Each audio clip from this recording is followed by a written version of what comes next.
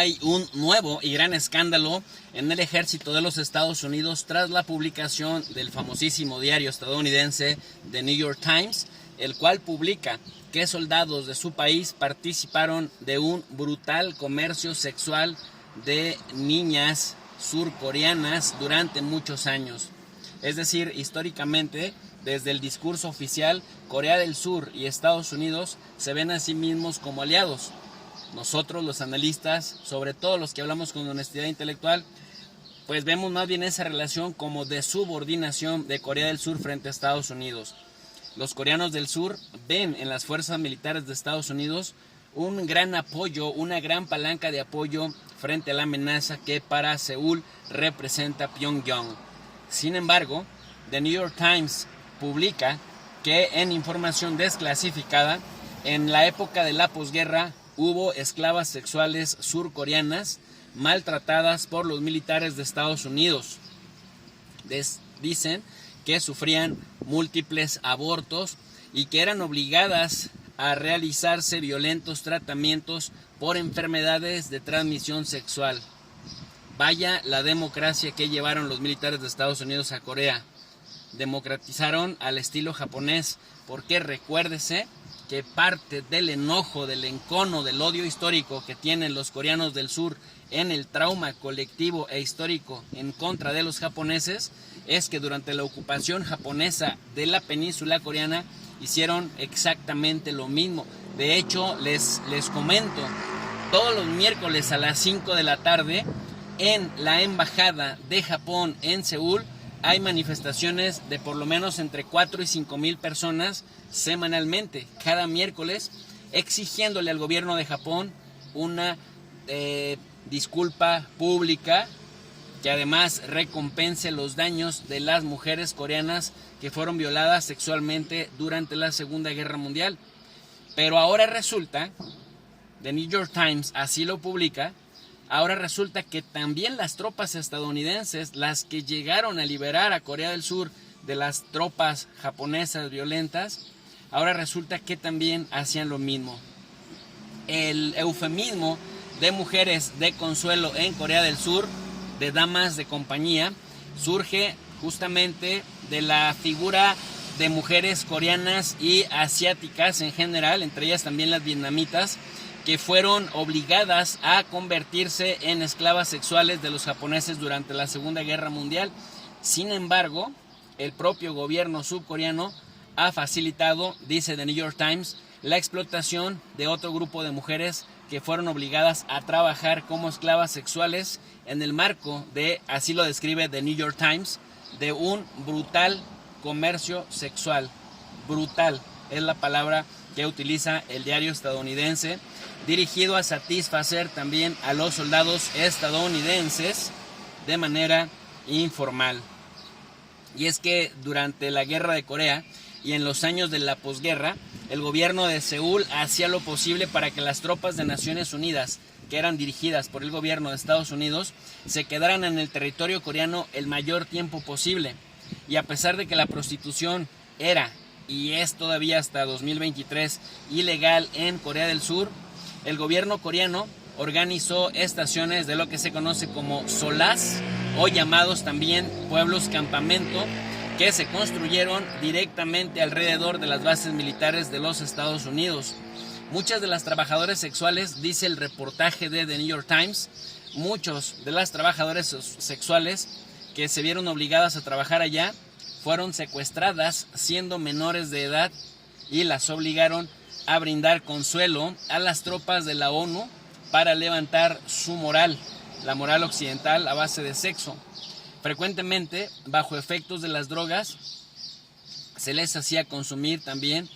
proxenetas para combatir la vergüenza que sentían por prostituirse. A otras mujeres, funcionarios surcoreanos las estimulaban para vender su cuerpo a los soldados de Estados Unidos,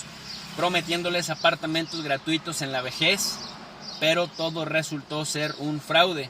Con frecuencia, las esclavas sexuales, dice The New York Times, eran maltratadas por los militares estadounidenses, sufrían múltiples abortos y también fueron obligadas a tener tratamientos muy violentos para curarse de las enfermedades de transmisión sexual que les contagiaban los soldados estadounidenses. Democracia, pues, a la occidental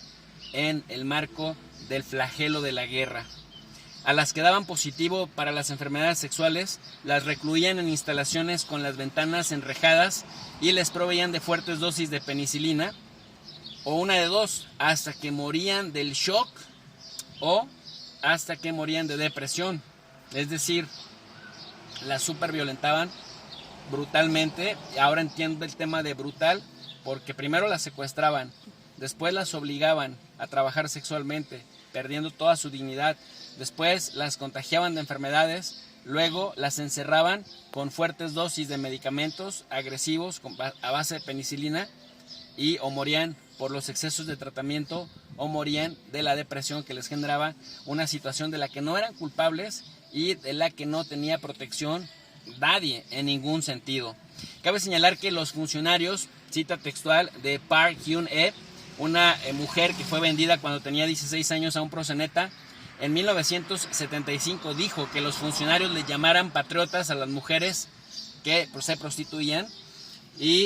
pero mientras tanto se burlaban a sus espaldas, llamándoles máquinas de ganar dólares y de ganar tiempo para que las tropas estadounidenses se quedaran en Corea del Sur. Muchas veces dice esta mujer, Park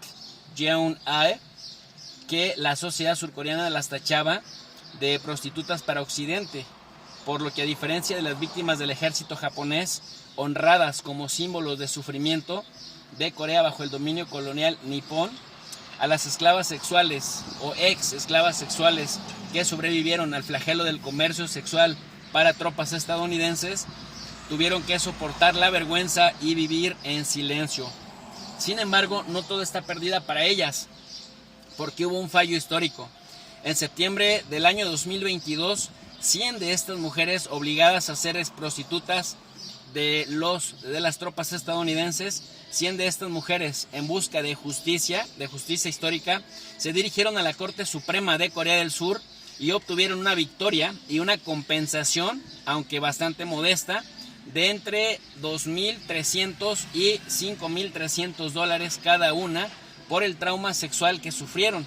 La Corte encontró al gobierno de Corea del Sur culpable de justificar, ayudar y alentar la prostitución en los campamentos para ayudar a Estados Unidos a mantener alta la moral de sus tropas con base en el sexo obligado de mujeres surcoreanas. La Corte Suprema de Justicia de Corea del Sur culpó al gobierno de Corea del Sur de forma sistemática y violenta ayudara a